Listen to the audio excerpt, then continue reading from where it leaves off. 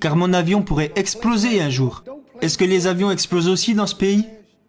N'y a-t-il pas des gens qui meurent tous les jours? C'est une chose assez effrayante de penser que je pourrais aller en enfer et que je brûlerai pour l'éternité.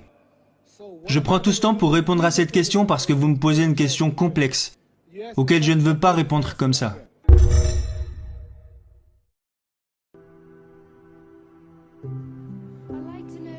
Je voudrais savoir ce que vous comptez faire quand vous arrêterez la boxe.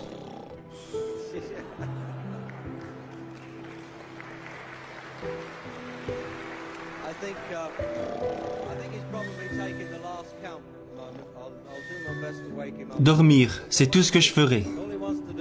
Non, quand j'arrêterai la boxe, j'aimerais dire quelque chose ici et cela vous fera probablement tous réfléchir. La vie n'est pas très longue. Disons que la personne moyenne ici a 30 ans. Si vous avez 30 ans, vous avez été éveillé seulement pendant 7 ans. Comment vais-je le prouver? Vous avez dormi 7 à 9 heures par jour, chaque jour, pendant 30 ans. La nuit dernière, quand vous êtes allé vous coucher et que vous vous êtes réveillé ce matin, vous ne vous souvenez de rien. Donc si vous avez 30 ans aujourd'hui, vous avez été inconscient pendant 8 années.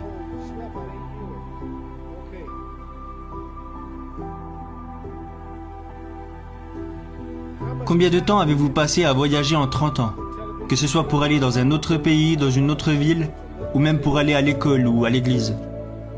Vous avez probablement passé 2 ans de votre vie à faire de simples allers-retours. Donc vous avez passé 8 ans à dormir, 2 ans à voyager.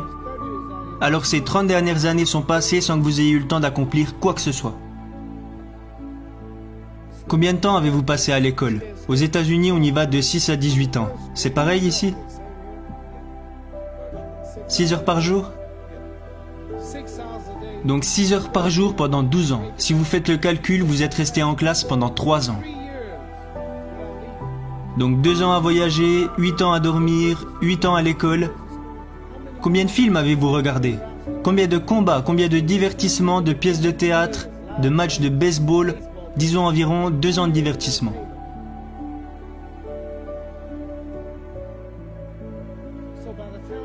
Donc d'ici le moment où vous aurez des enfants, d'ici le moment où vous aurez éduqué vos enfants, d'ici le moment où vous aurez payé votre maison, vous vous réveillerez un jour et vous réaliserez que vous avez 60 ans. La vie est vraiment très courte. Donc si vous comptabilisez le temps que vous passez à voyager, à dormir, à aller à l'école et à vous divertir, vous passez probablement la moitié de votre vie à ne rien faire. Aujourd'hui, j'ai 35 ans. Dans 30 ans, j'en aurai 65. On n'a plus autant d'influence à cet âge. On ne peut plus faire grand-chose à 65 ans. Votre femme vous le dira sûrement. Ce que je veux vous dire, c'est que quand vous aurez 65 ans, vous ne pourrez plus faire grand-chose. Vous savez que j'aurai 65 ans dans 30 ans, et pendant ces 30 prochaines années, je vais dormir pendant 9 ans. Je ne passerai pas 30 années à être éveillé. Je vais voyager en dehors des États-Unis. Tous ces voyages prendront environ 4 années sur les 30 années à venir, qu'on ajoute aux 9 ans que je vais passer à dormir. La télévision, les films, les divertissements, on peut rajouter 3 ans de divertissement. Donc sur les 30 prochaines années, je vais seulement avoir 16 ans pour être productif.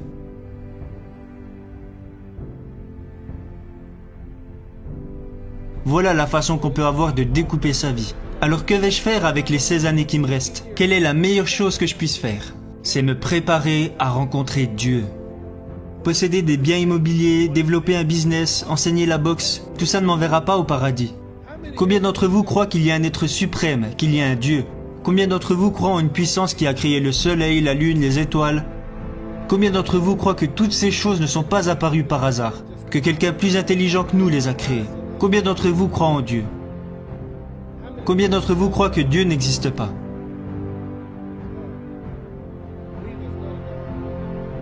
D'accord, vous qui ne croyez pas en Dieu, si je vous disais, vous qui ne croyez pas en Dieu, si je vous disais que ce verre s'est créé tout seul, si je vous disais qu'aucun homme ne l'a créé, me croiriez-vous? Me croiriez-vous si je vous disais que cette chose s'est créée toute seule? Si je vous disais que cette télévision est apparue comme ça, et qu'aucun homme ne l'a créée, vous diriez que Mohamed Ali est un fou. Alors ce verre ne peut pas se créer tout seul. Si je vous disais que ces vêtements que vous portez se sont cousus tout seuls et que personne ne les a créés, vous ne me croiriez pas. Donc si vos vêtements ne se sont pas créés tout seuls, si ce verre ne s'est pas créé tout seul, si ce bâtiment ne s'est pas créé tout seul, alors comment la Lune est arrivée là? Comment les étoiles, Jupiter, Neptune, Mars, le Soleil, comment la nature, comment tout ça est apparu si ce n'est pas dû à l'intelligence et à la planification du Créateur? Donc ce que je crois, c'est qu'on sera jugé. Est-ce que vous croyez qu'un homme comme Hitler qui a tué tous ces juifs peut s'en tirer comme ça? Quelqu'un va le punir. Et si ce n'est pas maintenant, ce sera lorsqu'il mourra et qu'il ira en enfer pour l'éternité. Donc ce que je vais faire quand j'arrêterai la boxe, c'est me préparer à rencontrer Dieu. Car mon avion pourrait exploser un jour. Est-ce que les avions explosent aussi dans ce pays? N'y a-t-il pas des gens qui meurent tous les jours? C'est une chose assez effrayante de penser que je pourrais aller en enfer et que je brûlerai pour l'éternité. Je prends tout ce temps pour répondre à cette question parce que vous me posez une question complexe, auquel je ne veux pas répondre comme ça. Quand j'arrêterai la boxe, je vais faire tout mon possible pour aider les gens. C'est pour ça que je suis ici avec Johnny Walker aujourd'hui. C'est un pauvre homme qui est venu depuis les États-Unis et il y a plein de gars qui ont besoin d'argent ici. Alors quelqu'un m'a appelé pour que je vienne les aider. Dieu me regarde. Dieu ne me félicite pas parce que j'ai battu Joe Frazier. Dieu se moque de ça. Dieu se fout de l'Angleterre et de l'Amérique parce que notre richesse est son œuvre. Il veut plutôt savoir comment on se traite les uns les autres, comment on s'entraide. Donc je vais consacrer ma vie en utilisant mon nom et ma popularité pour faire preuve de charité, pour aider les gens, pour les unifier. Les gens s'entretuent à cause de croyances religieuses différentes. Nous avons besoin de personnes dans ce monde pour aider à rétablir la paix. Comme ça, si je meurs et qu'il y a un paradis, je pourrais le voir. Parce qu'on vit combien de temps? 80 ans? Dans cette pièce, il y en a parmi vous qui vont mourir dans 20 ans. Et certains vont mourir dans, disons, 50 ans. Et d'autres dans 60 ou 70 ans. Nous allons tous bientôt mourir.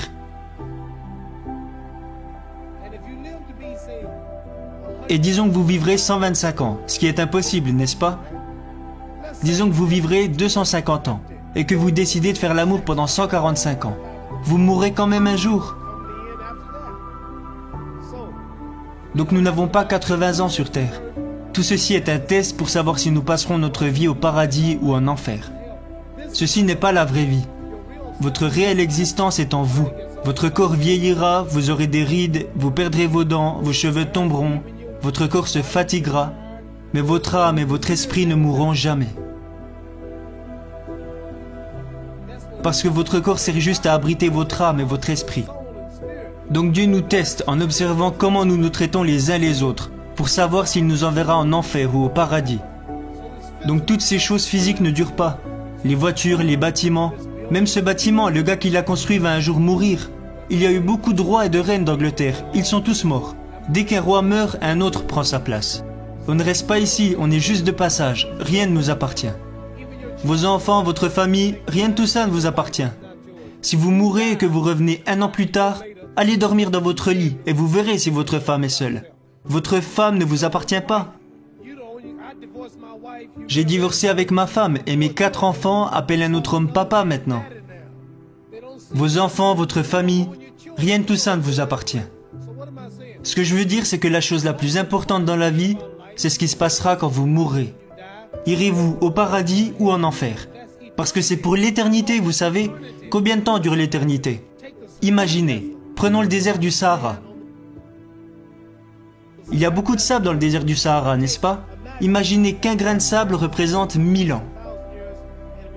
Quand vous allez en enfer, vous brûlez pour toujours, encore et encore, sans fin. Je vais vous donner une idée de ce que représente l'éternité. Allez dans le désert du Sahara et attendez 1000 ans.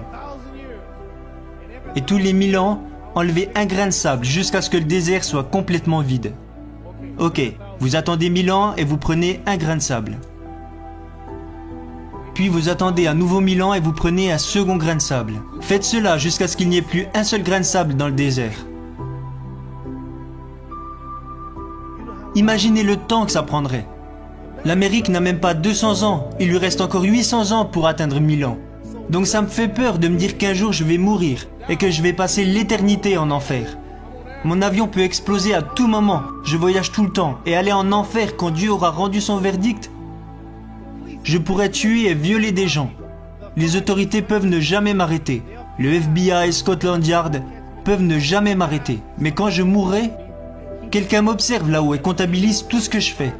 Je ne pourrai pas m'échapper et j'irai brûler en enfer pour toujours. Donc ce que je vais faire après mes combats, je passerai les 16 années qu'il me reste à essayer d'être productif pour me préparer au mieux à rencontrer Dieu afin d'accéder au paradis. Est-ce que vous comprenez ?